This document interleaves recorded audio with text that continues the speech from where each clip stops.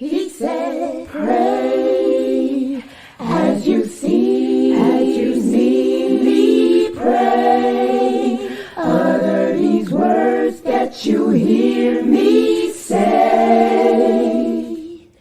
Based on the Sunnah, worship Him, just follow Him. Assalamu alaikum. New class coming to you every Monday and Wednesday, taught by Ustad Layla Nashiba, the fiqh of prayer. Every Monday and Wednesday, 9:30 p.m. Eastern. Inshallah, we'll see you there. Streaming on all major platforms. Channel Sunnahfollowers. The Maqasidic Tafsir. Where should I begin when I'm starting at the end?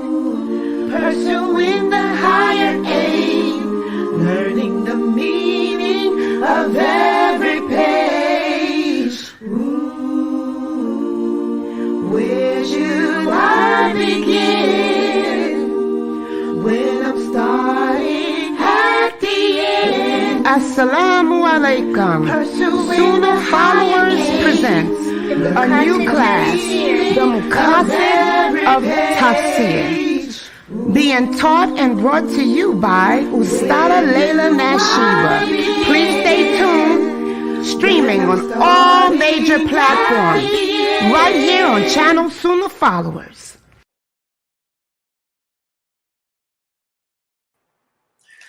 Alhamdulillah, wassalat, wassalam ala wa rasulullah. I'd like to welcome everybody to our series entitled The Maqasidic Tafsir. The Maqasidic Tafsir. And that just reminds me, let me put my setting together. I forgot that I made a new background for the Maqasidic Tafsir. Hold on, where is it at? Oh, wait a minute, I can't move my Zoom thing. Hold on. The Maqasidic. Is this it?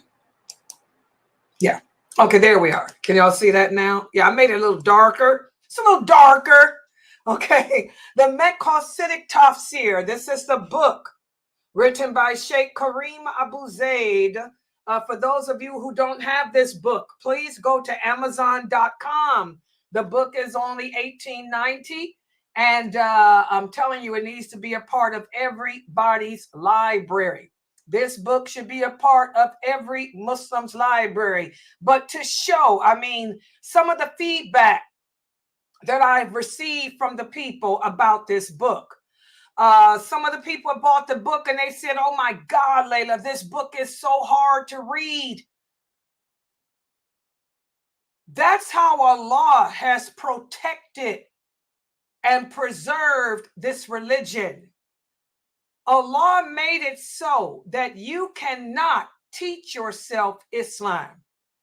You can't just pick up a book about Islam and read it and think, oh, now I understand what the Maqasidic Tafsir is. Oh, now I know the meaning of the Quran. Now I know the meaning and the history. No. Allah made it so in order to learn this religion correctly and understand it, just like Sheikh Saud was talking about in his class before this. You have to learn from the people of knowledge. You can't teach yourself Islam. You have to learn from the people of knowledge. And not that many people on this earth are people of knowledge of Islam. Just because people have the title sheikh or scholar, or because they graduated from some university with a BA or PhD, that ain't no guarantee of anything. We have to remember that Allah tells us in the Quran that understanding of this religion is a gift that comes from Him. Only Allah can give you understanding of the deen. And He says that He only gives it to a select few. Oh yeah, not everybody has understanding of this religion. So that's the way Allah preserved and protected our way of life. Islam is the religion of the world. Allah says that he will not accept any other way other than the way of Islam. If you die upon a belief system other than Islam, you have nothing coming in that grave. Okay, and Allah protected it. No one can change this religion, even though we got Muslims today trying to. Okay, no one can teach themselves the deen.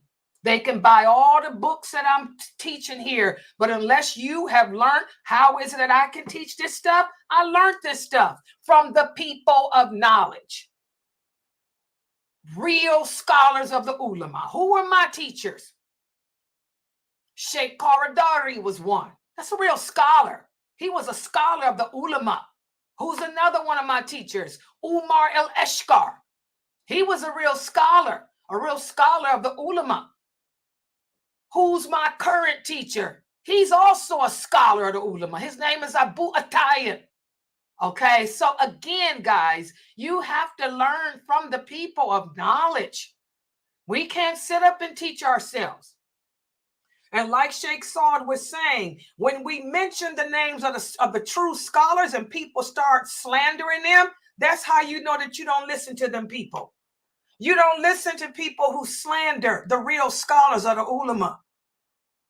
And we have a lot of Muslims today who slander the real scholars of the ulama because those real scholars are not here to defend themselves. They're not here to defend themselves. So they slander them. They speak badly about them. We're living in the days of fitan, the days which Allah has warned us of. And that's why Allah has sent the war. So, but getting back to our topic, this is the book for this class, the Maqasidic Tafsir. The book is written by my brother, Sheikh Kareem Abu Zaid. Please make sure you guys go to Amazon and pick up this book, and you can follow us. This is volume 1 of this Maqasid series. I'm going to, inshallah, take you through all the books. It's going to take years, though. It's going to take us a whole year to get through this one. So it'll take 7. If I'm living, inshallah, if I'm living, we'll get 7 years from now. We'll get through them. But this is the first one. And let me put the PowerPoint up on the screen for tonight's lecture. Hold on for a second. Yeah, I got the PowerPoint. Hold on. You know, I'm working 2 computers. Yeah, there we go. And let me make this larger. Okay. Can you guys see that? Put this here. Today, we're going to cover pages 82 through 84 of the book. Pages 82 through 84. We're going to speak about the 13 chapters that the scholars, dispute about in regards to what period, the period of their revelation. And before I go into that, let's do a quiz.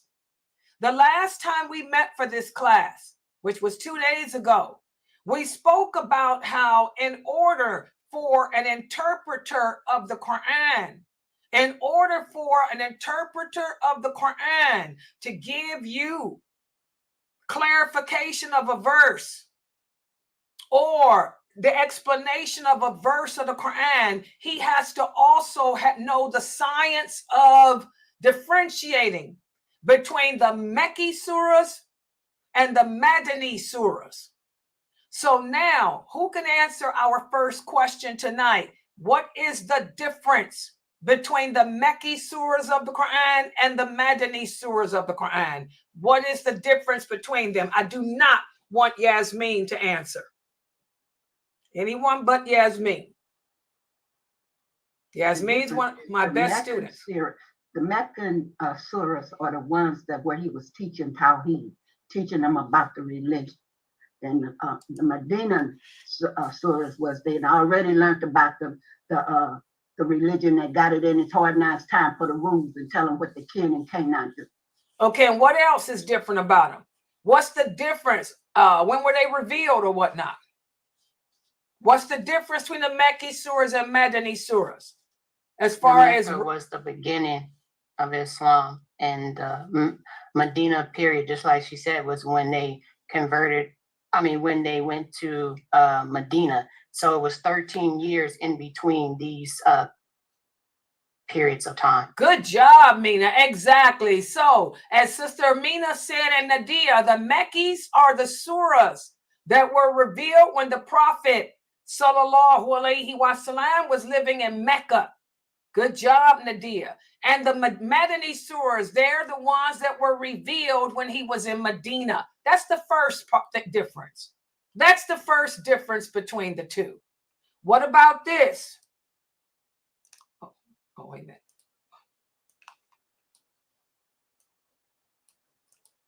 Oh, wait a minute. I'm working this PowerPoint. Next question. Why is it important for the person who is giving the explanation or clarification of the Quran? Why is it important for the interpreter to know if a surah was revealed in Mecca or Medina? Why is this important to know? What's so important about whether it was revealed in Mecca or Medina? What's the answer Amina Fresno gave y'all? Her answer was for this question. Why is it important for the interpreter to know if a surah was revealed in Mecca or if a surah was revealed in Medina? Amina gave the answer, but to the wrong question. Can anybody tell me? Why? Because it's basically telling you the place, the time, and the circumstances of when that hadith was revealed, either in Medina or Mecca. Yeah, That's and why are those two why is it important to know the circumstances behind it? Exactly. Why is it important to know if the events occurred in Medina or if the events occurred in Mecca? Why is it important? What's so different about those two periods or those two places? One in Mecca taught them about the faith, what to believe, how to believe. And the ones in Medina gave them the rules. Exactly. That shows y'all don't pay attention. Y'all have a short attention span. Fresno had just given the answer, but she just answered the wrong question. Exactly. It's important to know if a surah was revealed in Mecca or Medina because it helps the interpreter to better understand if that verse of the Quran is talking about Aqidah, which is your belief system, or if that verse of the Quran is relating to the obligations or the laws or the commands of Allah. Because in the Mecca period, as we said with the first question, those 13 years were spent developing faith, developing the people's belief in Allah. So if I'm going to read a verse, that's ambiguous. Remember, we talked about how some verses of the Quran can be ambiguous, which means they can apply to different circumstances. Whereas a clear-cut verse cannot be interpreted any other way. I need to know that, because I can say if this was Mecca, whatever this meaning is, it's tied with faith. It's tied with Iman. It's tied with belief in Allah, His angels, His books, paradise, or something. It's not 9 times out of 10. It ain't connected to a law. It ain't connected to thou shalt not do something. So that's why it's important to know. So in order to be a scholar of the Quran, whereas you can reach high, give the Maqasidic meaning, the highest understanding of a verse of the Quran, so as the people can apply it to their life, you have to also have mastered the science of where that verse was revealed. Is it a Mekki verse or is it a Medina verse?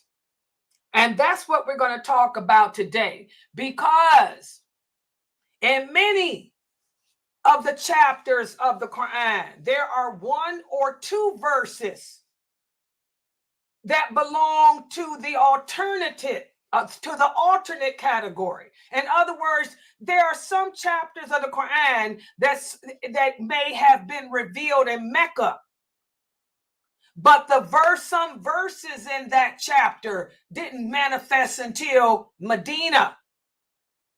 Okay? And there are 13 surahs of the Quran that are called the 13 disputed chapters. Why? Because the chapter itself may have been revealed in Mecca or Medina, but it may have verses that came later when they were in the other place. And we're going to talk about what are those 13 disputed chapters of the Quran. The first one is Al-Fatiha. Al-Fatiha. You guys know the importance of Al-Fatiha. No prayer is accepted without it. We recite the Fatiha in every rakat of every prayer. Most likely, this is a Mekki chapter because Allah is telling us about himself, number one, how he is the most high in all of that.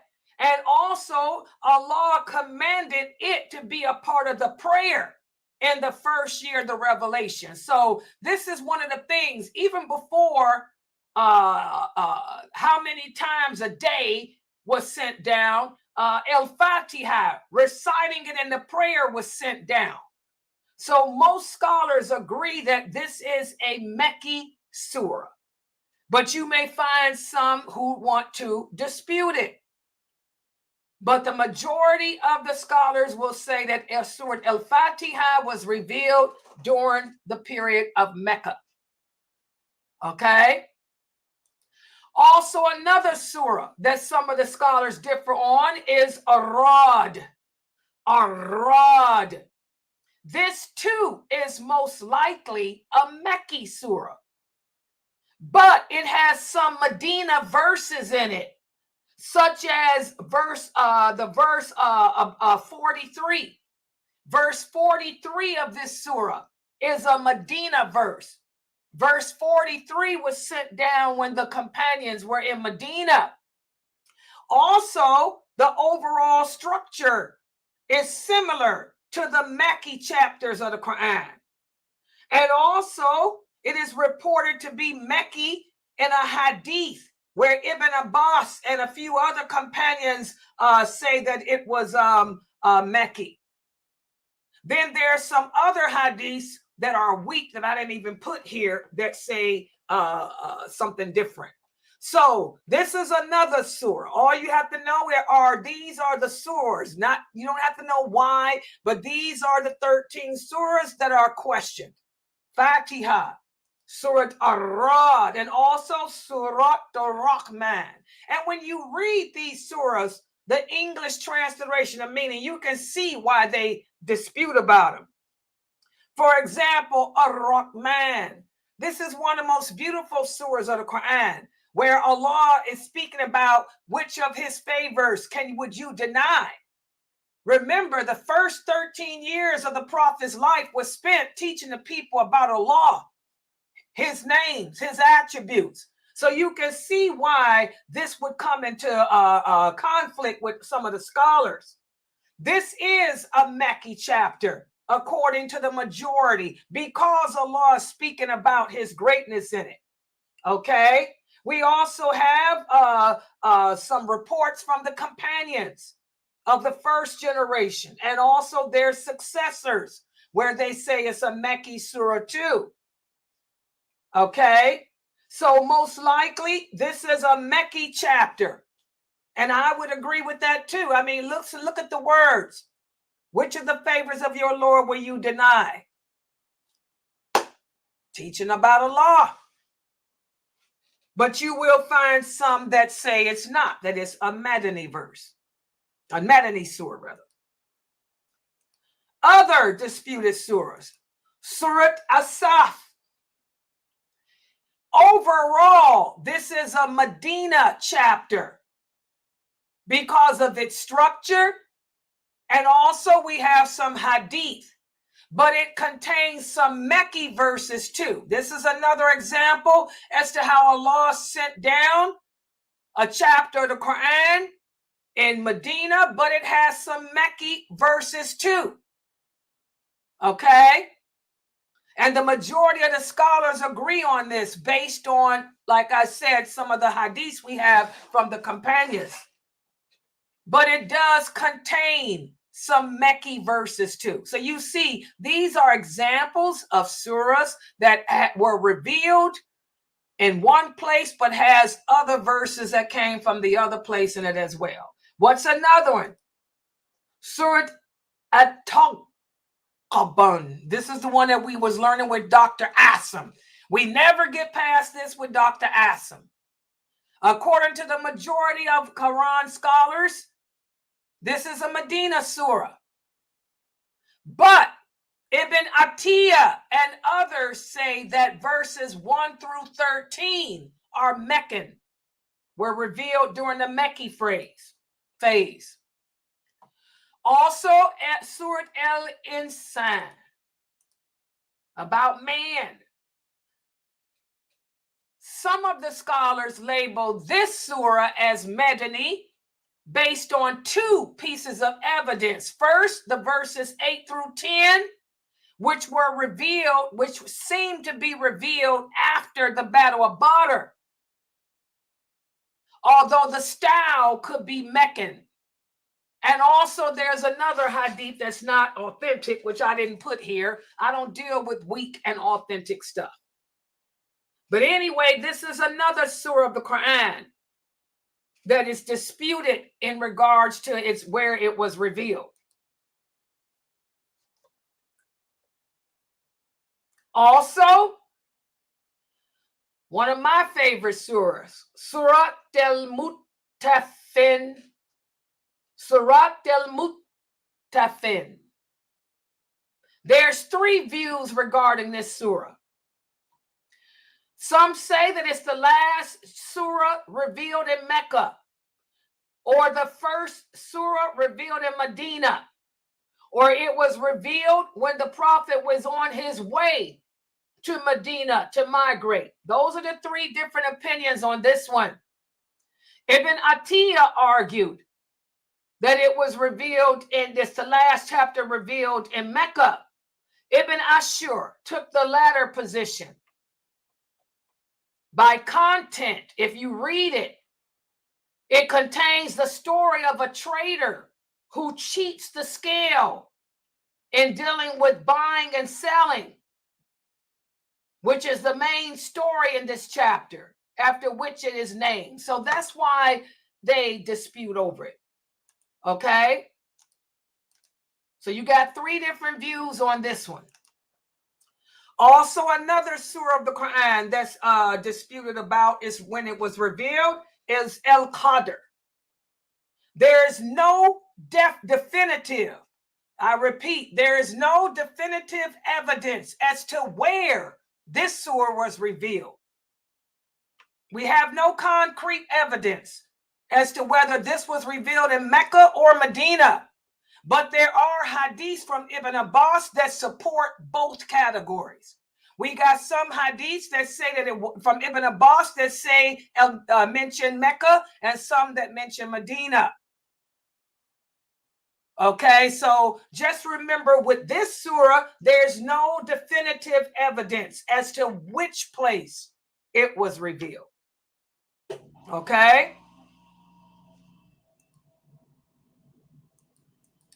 Also another surah, Surat al-Bayyinah. I think that's one of Fresno's favorites. Fresno, your favorite surah, al-Bayyinah. The majority of the scholars of a tafsir argue that it's a Mekki surah. But there are some other opinions that say it's Madini, based on an authentic hadith that mentions the context of the revelation where the Prophet sallallahu alaihi wasallam was asked to recite it before Ibn Ubay, who was known to have only met the Prophet in Medina. You guys know Ibn Ubay. Brother Mukhtar talked about Ibn Ubay. He met him in Medina. So that's why some of the scholars say that it must be a Medina surah, because the Prophet didn't know Ibn Ubay until Medina. Okay? Also, another disputed chapter is Surat El-Zalzalah, another one of my favorites. El-Zalzalah. The majority of the companions believe that this is a Mekki surah. Ibn Abbas, Ibn Masud included. Also the ones that came after them, a lot of them believe it too.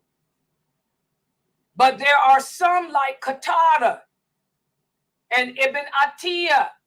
They believe it was a Madini surah based on a hadith from Abu Sa'id al-Khudri. Sa'id al-Khudri, may Allah be pleased with him, who was one of the first, original companions who quoted the last verse in a hadith. So because of that authentic hadith from Ibn al-Khudri, Sa'id al-Khudri, some believe that this was revealed in Medina. Okay? Although Ibn Abbas and them say that it was revealed in Mecca. Also, Sabrine's favorite, Surat El-Ikhlas. El-Ikhlas is also one of the disputed surahs. Okay? The Prophet sallallahu alaihi wasallam was asked by either a group of the Quraysh in Mecca or a group of the Jews in Medina to describe Allah to them. So that's when Allah sent this chapter down. So they don't know if it was sent down in Mecca because of the Quraysh or in Medina because of the Jews. Okay? So this is all you really have to know. We don't have to research or do any of that. Just know if somebody were to ask you how many chapters of the Quran are disputed in regards to whether or not they were revealed in Mecca or Medina, you can say 13. And if a person were to ask you which chapter of the Quran that there's no concrete evidence of, which one would you say? Can y'all remember? I know y'all can't in Zoom because I don't know if it's from what y'all did before Islam. Surat Al-Qadr. Remember that Surat Al-Qadr is the one surah that nobody knows. There's no concrete evidence. Okay, any questions? That's today's lecture for today. Any questions about any of this? Good job, Israel. Al-Qadr. Al-Qadr. Call, not ka. Call. Al-Qadr. Any questions? Y'all up to date on this? Does it make sense? No. So it's saying that there's surahs that has verses in there that could have been given to them in Mecca while they was in Medina. That's all this is. These are the surahs of the Quran that may have been revealed in one place like Mecca, but may contain some verses that came later when they were in Medina, or the opposite. Yeah, because remember, guys, as you guys learned from brother Mukhtar, my cousin Mukhtar, as you guys learned from him, it wasn't until the Caliphate of Abu Bakr, after the Battle of Yamama, when the Muslims fought against Musaylimah, and over 1,300 of the original companions were killed. Many of them were the ones who had memorized the Quran by heart. That's when Abu Bakr said, we're going to put the Quran in the form of a book. And so when he put the Quran together, he put it together, as it was revealed, but some of the verses were added from that may not have been revealed during that period were added to that because it went with that. That's all it is. He may have put the verse that came down from Medina in here because, it goes with this topic better than on its own that way. Does everybody understand? That's just how Abu Bakr put it together. And then it was the Caliphate of Uthman. Uthman was the one that arranged the Quran and the surahs that they're in, the order that they're in that we have today. Okay. Any other questions? But it's nothing to beat yourself up on. And all you got to know is that these are they, and that's it. Any other questions?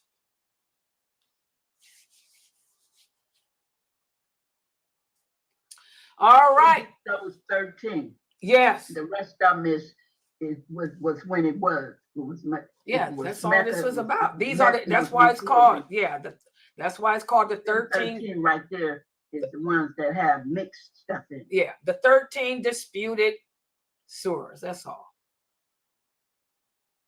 All right, then we're going to move on from there because a little bit more comes with this too. But we'll save that for the next time. I don't want to confuse y'all with too much stuff because I know y'all think too slow. Too slow, a lot of you. Any other questions? All right, tomorrow, let me let y'all know that tomorrow, Brother Yusef's class is canceled. His class on the history of Palestine. So tomorrow, all we're going to have is my 6:30 class and the Ask Sister Layla live show. And by the way, I'm not going to do next week, not this week. Next Ask Sister Layla live show, I'm going to do a special focus on, but I was going to do it this week. We haven't had enough time. I just got the thing yesterday. I need a week to advertise it to get the people built up. So I'm going to start advertising it this weekend. So that way, by next Friday, everybody, we'll have a lot of people come in with their questions on it. All right, so I'm going to log out for tonight. Subhanaka Allahumma wa bihamdika, ashhadu an la ilaha illa anta, astaghfiruka wa atubu ilayk. Let me close this one out.